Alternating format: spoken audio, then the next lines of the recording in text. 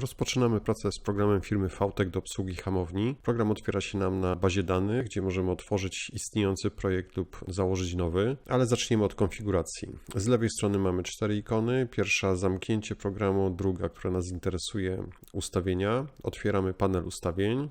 Pierwsza zakładka to sloty. Tutaj zobaczymy wszystkie sensory, które hamownia będzie mogła odczytać. Ich ilość zależy od wersji hamowni i od tego, co podłączymy do niej. Zobaczymy też tutaj wartości, które będą się zmieniały na żywo oraz możemy ustawić alarmy. Dzięki temu podczas pomiaru zegar po przekroczeniu wartości niskiej zmieni kolor na ciemnoczerwony, po przekroczeniu wartości wysokiej na jasnoczerwony.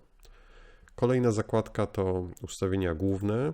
Tutaj możemy zobaczyć statystyki, czyli ile przejechaliśmy kilometrów na hamowni i z jaką maksymalną prędkością jechaliśmy. Możemy też ustawić jednostki. W przypadku czujników takich jak ciśnienie mamy tutaj dwie pozycje. Sensor, który się nazywa Pressure Sensor i Boost Sensor. Możemy tutaj ustawić dla nich osobne jednostki. Dzięki temu na przykład ciśnienie paliwa możemy zmierzyć w kilopaskalach, doładowanie możemy zmierzyć w barach. Logowanie, tutaj nie musimy nic zmieniać, zostawiamy na poziomie błędu. To jest tylko i wyłącznie dla serwisanta. Kolejna rzecz to kolumny, które będziemy mogli zobaczyć w zakładce projektu. Domyślne ustawienia to wszystkie poza mocą na kołach i momentem obrotowym na kołach. Możemy też zmieniać kolory dla wykresów oraz zmienić domyślną konfigurację dla nowo otwartych projektów pomiaru na szczycie rolki. Standardowo na hamowniach firmy VTech mierzymy pojazd pomiędzy rolkami, natomiast istnieje możliwość w przypadku bardzo niskich pojazdów, żeby umieścić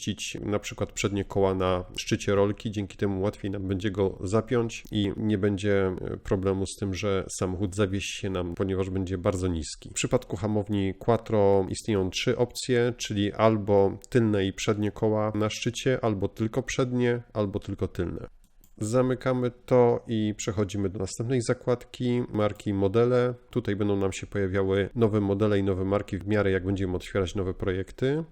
Kolejna rzecz to ustawienia firmy. Tutaj możemy wpisać dane naszej firmy oraz ustawić loga, które będą widoczne na ekranie podczas pomiaru i na wydruku. Pierwsze logo to logo, które będzie umieszczone pod wykresem na ekranie. To logo powinno być na zasadzie znaku wodnego. Proporcje powinny być mniej więcej zbliżone do proporcji ekranu. Jeżeli logo mamy w formie kwadratu, powinniśmy dołożyć białe pasy z lewej i z prawej strony. Kolejne logo to print logo, to jest logo, które się drukuje w górnej części kartki. To logo jest skalowane z zachowaniem proporcji, więc tutaj umieszczamy pełnokolorowe logo. Rozmiar nie ma większego znaczenia. Kolejna pozycja to print background, to logo, które będzie pod wykresem, ale na wydruku. Jest to osobna pozycja, dlatego że kartka ma inne proporcje niż ekran, w związku z tym, żeby nasze logo wyglądało dobrze na ekranie i na wydruku, mamy możliwość ustawienia tutaj osobnych pozycji. To logo też również powinno być na zasadzie znaku wodnego. Rozmiar w przybliżeniu około 1100 pikseli na 700 powinien wystarczyć. Kolejna rzecz to karta wejść.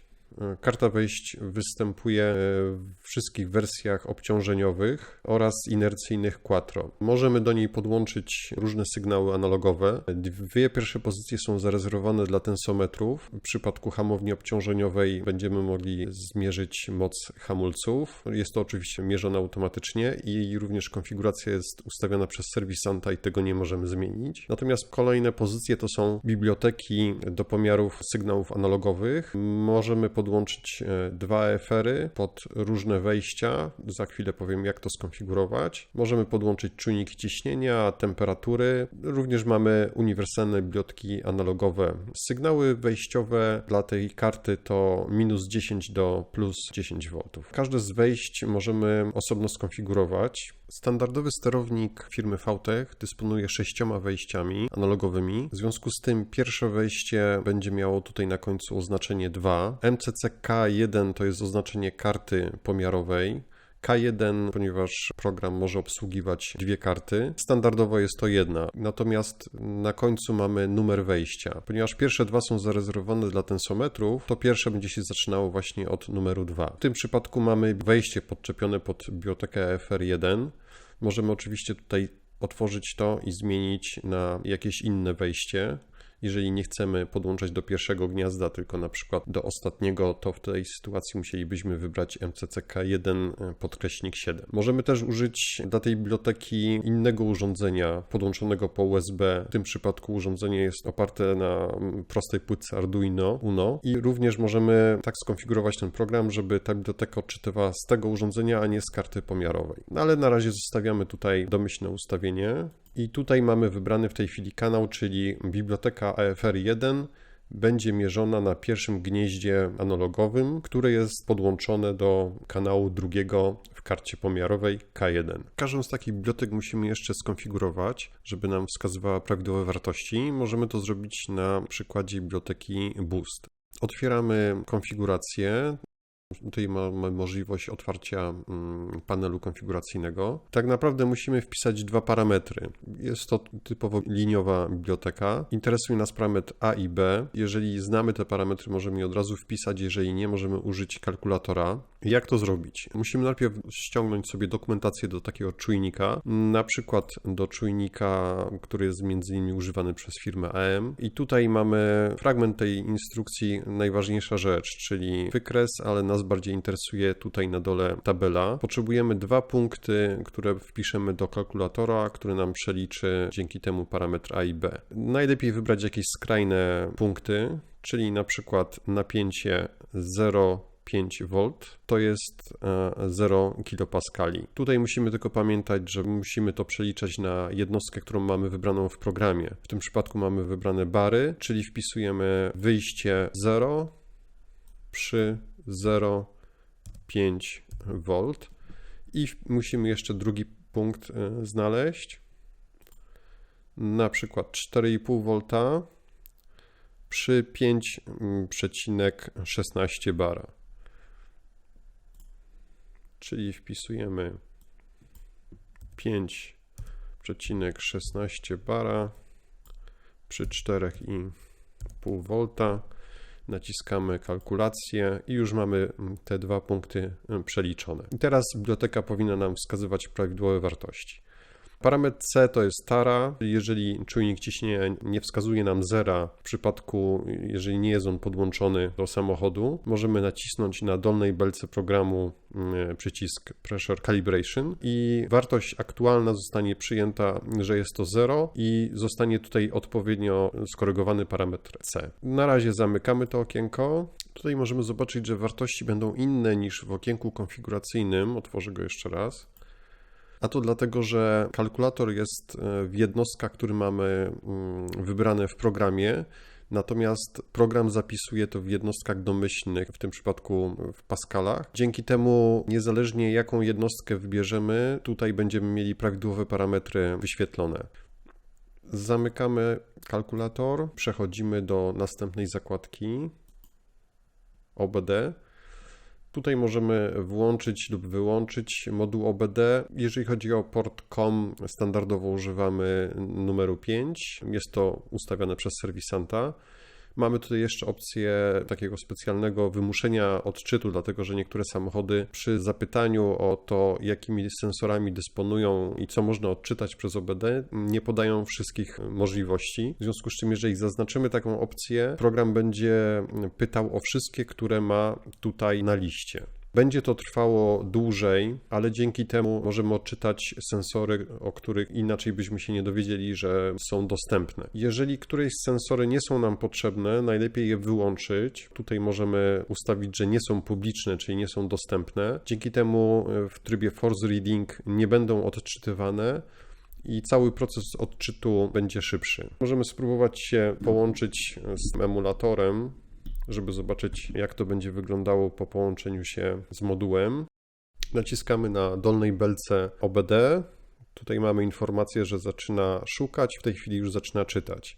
Parametry się nie zmieniają, ponieważ jest to tylko prosty emulator, ale już widać, że tutaj przy tych, które wyłączyłem, są niedostępne, czyli te są pomijane. Cała pętla odczytu wszystkich jest w tej chwili dosyć długa, ponieważ to jest około 5 sekund, ale tak jak mówiłem, jeżeli powyłączamy zbędne rzeczy, to oczywiście zacznie nam przyspieszać odczyt. Dodatkowo podczas pomiaru, jeżeli zaznaczymy tylko te, które nas naprawdę interesują, odczyt będzie o wiele szybszy, ponieważ zostaną wszystkie pominięte, nawet te, które są publiczne, ale nie zostały zaznaczone do rejestracji, zostaną pominięte podczas pomiaru. Tutaj również oczywiście możemy ustawić alarmy niskie i wysokie, podobnie jak dla wszystkich innych sensorów. Przechodzimy do następnej zakładki, projekt. Tu tylko możemy ustawić domyślną normę dla nowo otwartych projektów, ponieważ dla projektów, które już są zapisane, możemy tą normę w danym projekcie zmienić i program hamowni zapamięta osobno dla każdego projektu wybraną normę.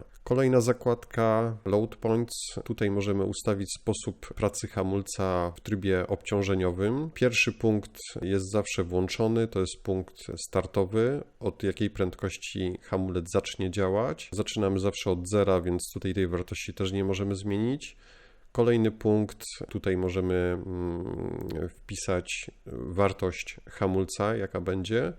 I w większości wypadków tak naprawdę wystarczą te 2 punkty i nie musimy już kolejnych ustawiać. Jeżeli będziemy mieli problemy z tym, że samochód przy wyższych obrotach nie jest w stanie przezwyciężyć hamulca, to możemy włączyć dodatkowy punkt, gdzie po przekroczeniu jakiejś prędkości hamulec będzie zmniejszał swoją moc. Taki schemat możemy zapisać, odczytać sobie w późniejszym terminie. Dla różnych samochodów możemy tworzyć różne schematy. W projektach te ustawienia są również osobno zapamiętywane, w związku z czym każdy samochód może mieć swoje ustawienia i po otwarciu takiego zapisanego już wcześniej projektu będą te ustawienia odczytane dla konkretnego pojazdu. Ale oczywiście możemy wczytać sobie z dysku dowolne ustawienia. Tryb Force Cost Down to jest taki tryb, w którym hamulec działa również podczas rozrolowania, czyli wtedy, kiedy samochód zwalnia. Dzięki temu samochód się szybciej zatrzyma, pomiar będzie krócej trwał.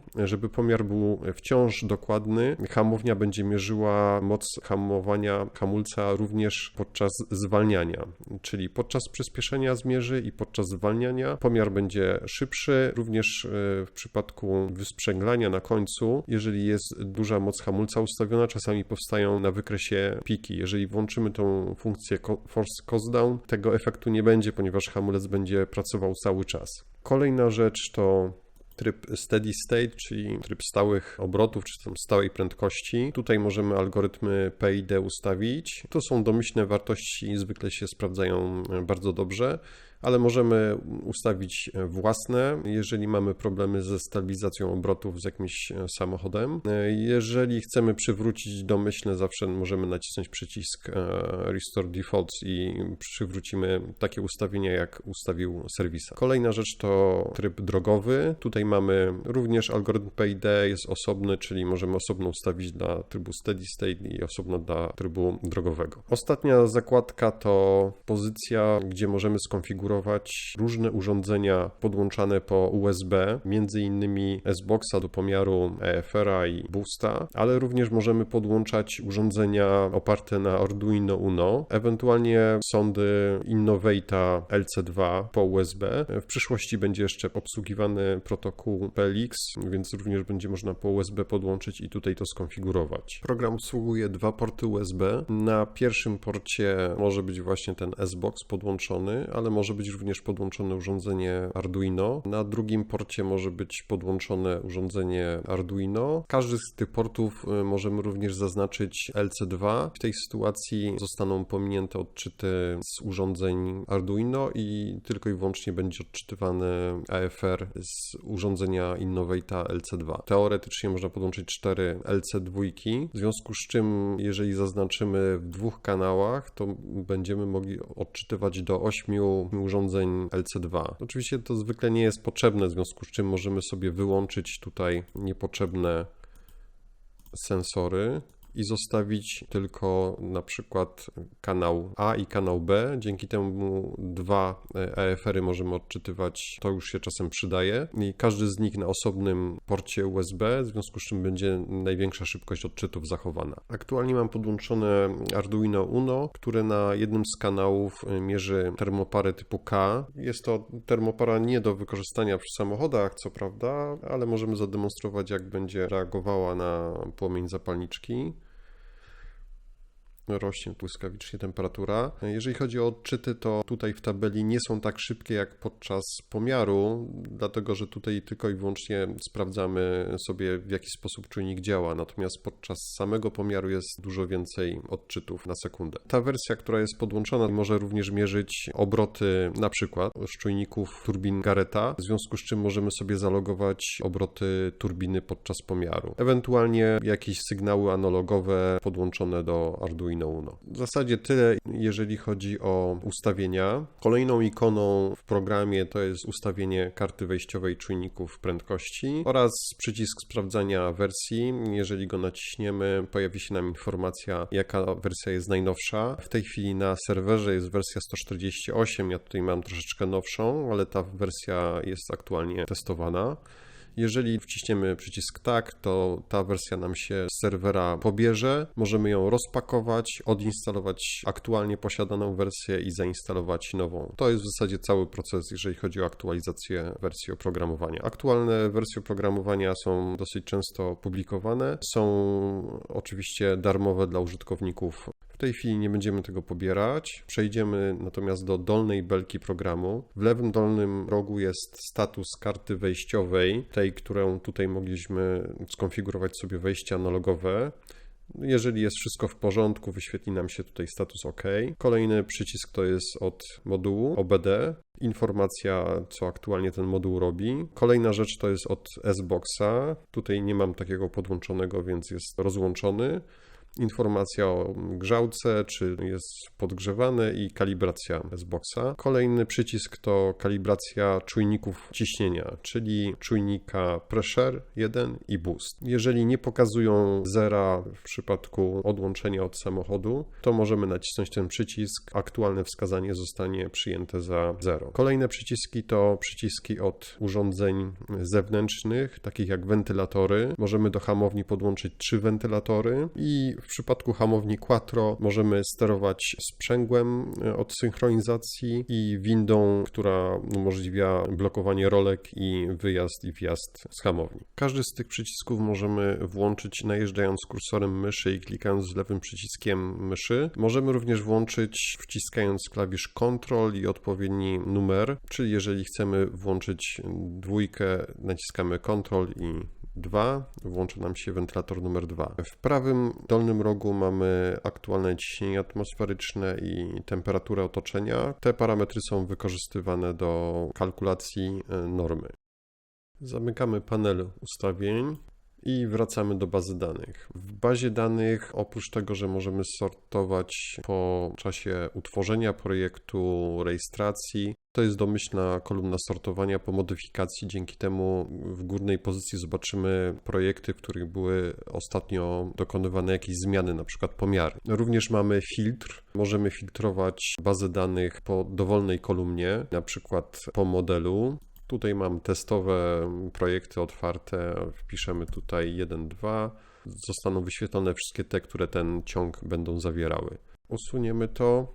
Kolejną rzeczą, jaką możemy tutaj zrobić, to usunięcie projektu. Trzeba pamiętać, że skasowanie tutaj projektu równa się z tym, że zostanie on usunięty z twardego dysku, czyli już nie będzie do niego powrotu. Jeżeli chcemy otworzyć istniejący projekt, wystarczy oczywiście kliknąć na nim 2 razy.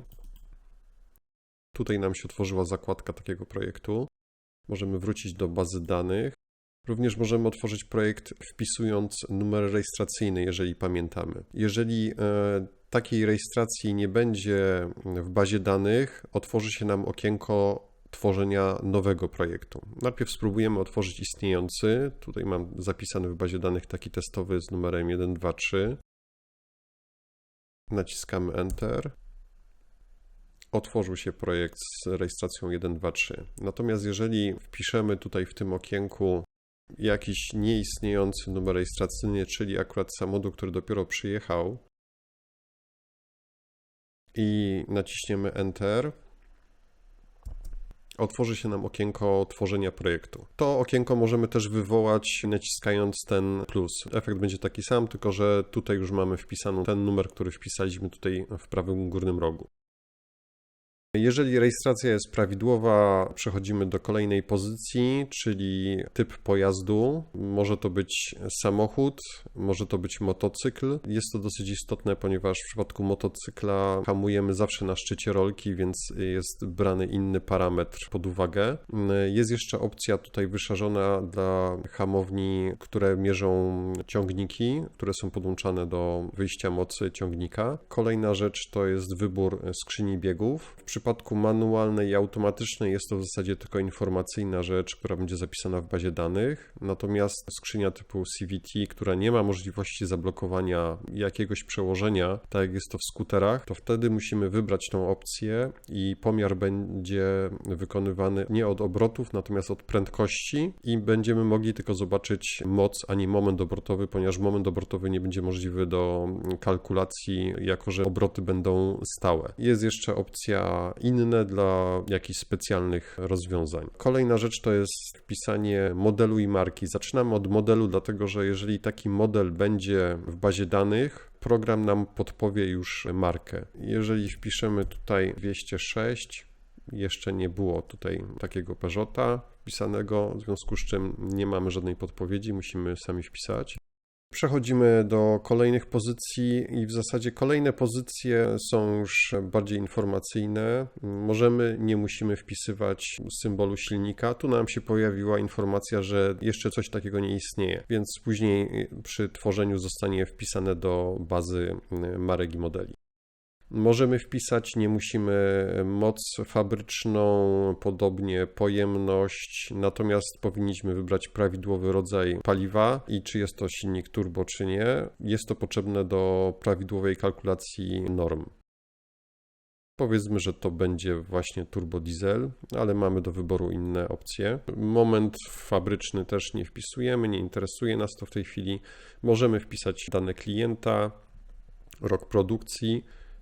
I kolejną rzeczą jest średnica koła. Tego również nie musimy wpisywać. Jest to bardziej przydatne dla użytkowników hamowni motorowych, zwłaszcza jeżeli hamują motory o żużlu, gdzie interesuje ich bardziej właśnie moment obrotowy na kole, gdzie może ich interesować moment obrotowy na kole. Żeby taki moment obrotowy na kole prawidłowo obliczyć, potrzebna jest średnica koła.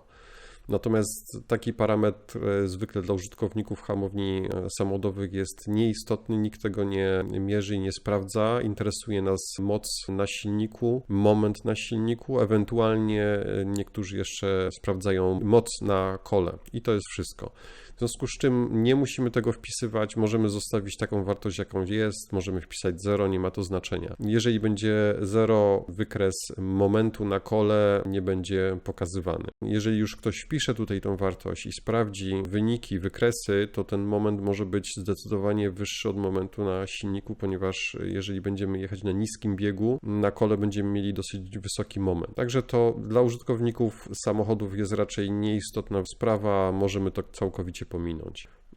Natomiast w przypadku hamowni obciążeniowych może być istotne wpisanie wagi, powierzchni czołowej i parametru CX. Jest to potrzebne do trybu drogowego, przy czym nie musi być to bardzo precyzyjnie wpisane. Równie dobrze możemy też zostawić te wartości domyślne. Jeżeli samochód jest cięższy i się inaczej zachowuje, możemy równie dobrze zwiększyć po prostu kąt najazdu i hamownia bardziej go obciąży. Efekt będzie bardzo podobny. Jeżeli jednak wymagamy w miarę dokładnego odwzorowania, to tutaj powinniśmy wpisać dokładne parametry z dokumentacji samochodu. Na końcu wpisujemy komentarz lub go pomijamy całkowicie, naciskamy tworzenie projektu.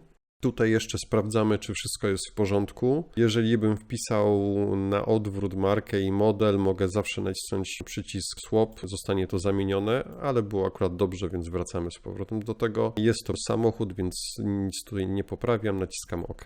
Projekt zostaje stworzony, ten model i ta marka zostaje dopisana do bazy danych, w związku z czym jeżeli w przyszłości przyjedzie nowa 206 i wpiszę 206, program mi podpowie, że to jest Peugeot. W tej chwili mamy otwarte otwartą zakładkę projektu i w zasadzie możemy przygotować już pierwszy pomiar pojazdu. W przypadku hamowni obciążeniowej każdy projekt będzie miał dodatkowe zakładki, czyli test standardowy, gdzie możemy zmierzyć samochód rozpędzając go, następnie wysprzęglając i czekając, aż się zatrzyma i uzyskamy wykres mocy momentu. Kolejną zakładką są stałe obroty, test drogowy, cykle jazdy, dane projektu, które przed chwilą wprowadzaliśmy. Na razie skupimy się na standardowych testach. Tutaj mamy w dolnej części 4 banki, czyli jednocześnie na wykresie możemy zobaczyć 4 pomiary. Tutaj mamy kolumny, które mogliśmy skonfigurować w zakładce ustawienia główne. To są właśnie ustawienia tych kolumn. Wracamy do naszego projektu. Każdy z takich pomiarów może być wyłączony, ustawiony jako ulubiony, łatwiej go będzie znaleźć w bazie danych i w zasadzie teraz jesteśmy już przygotowani do włączenia pomiaru. Przygotowujemy nowy test. Otwiera nam się okienko nowego testu, gdzie mamy dostępne zegary. Każdy z tych zegarów może być zmieniony. Klikamy na niego 2 razy. Otworzy nam się okno wyboru zegarów. W fizyce mamy wszystko to, co jest zmierzone za pomocą tensometrów i przyspieszenia rolek, czyli moc inercyjną, moc tensometru, w tym przypadku hamowni quattro pierwszy tensometr, czyli przednia oś, drugi tylna. Jeżeli chcemy zmierzyć równocześnie moc inercyjną i tensometry, to właśnie ten pokaże nam to, czyli power inertial plus load cell. Obroty silnika, prędkość, jaką uzyskujemy na hamowni. Kolejna rzecz to są sensory OBD. Tutaj nie będziemy widzieć sensorów tych, które nie są publiczne, ponieważ ta lista będzie dosyć duża. Trudno też nam będzie znaleźć później te, które nas faktycznie interesują. Dlatego wspominałem o tym, że dobrze jest powyłączać te, które są nam niepotrzebne. Jeżeli klikniemy dwukrotnie na dany sensor, on zastąpi nam aktualnie zegar. W tej chwili mamy tylko kreseczkę, ponieważ jesteśmy rozłączeni z modułem OBD, w związku z czym tutaj przywrócimy standardowy zegar prędkości, która jest odczytywana z rolek hamowni.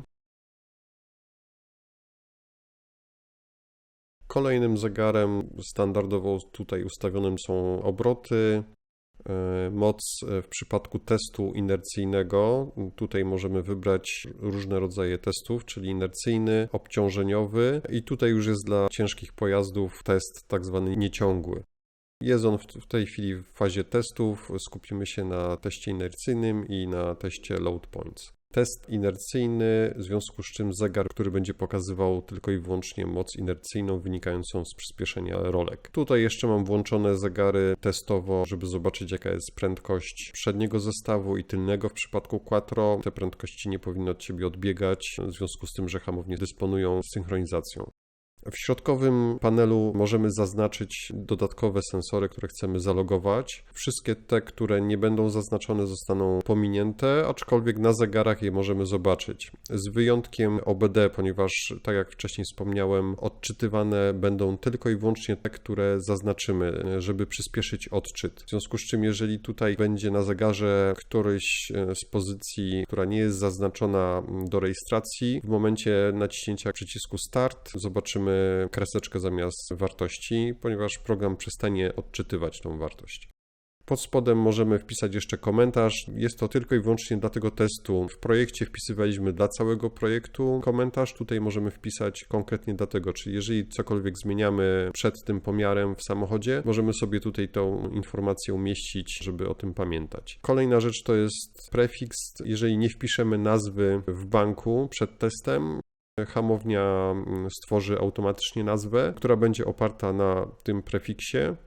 Również będzie na końcu testu dodane, jeżeli wybierzemy tutaj z listy bieg, na którym robimy pomiar, zostanie on dodany na końcu nazwy. Kolejna pozycja bardzo ważna to ratio. Ponieważ hamownia nie zna obrotów silnika, zna tylko obroty rolki, musimy ustawić przełożenie. W programie VTech-u jest to skonstruowane w ten sposób, że jest to tak naprawdę prędkość przy 2000 obrotów silnika na biegu pomiarowym. Czyli jeżeli taką prędkość odczytamy, ustawimy bieg pomiarowy, jest to bieg, który jest zbliżony do przełożenia 1:1, to zwykle przedostatni. Jeżeli ten bieg ustawimy i ustawimy obroty silnika na 2000, odczytamy prędkość, tą wartość musimy tutaj wprowadzić. Wartość tą możemy również zmienić po teście, także ona nie musi być dokładnie ustawiona przed testem, tutaj nie ma z tym problemu. Możemy również wybrać normę, z jaką zostanie wykonany pomiar. Te ustawienia zostaną zapamiętane dla tego projektu oraz prędkość, przy jakiej zostanie zakończony pomiar. W przypadku skrzyń automatycznych można ustawić większą prędkość, ponieważ nie jesteśmy w stanie zwykle rozpędzać samochodu z bardzo niskich obrotów, bo skończy się to zmianą biegu na niższy. Zwykle zaczynamy pomiar mniej więcej od 2000 obrotów, czyli tak naprawdę możemy tu spokojnie ustawić 40 km na godzinę. Kolejna rzecz to są ustawienia rodzaju pomiaru, czy to będzie pomiar standardowy pomiędzy rolkami, czy też na szczycie rolki, przycisk startu i przycisk rozgrzewki. Wszystkie te opcje zostaną opisane w kolejnej części, w której wykonamy pierwszy pomiar inercyjny z zaznaczeniem przykładowych sensorów. Kolejna opcja to będzie test obciążeniowy, testy stałych obrotów, drogowy, cykle jazdy. Ale to już będzie w kolejnych odcinkach.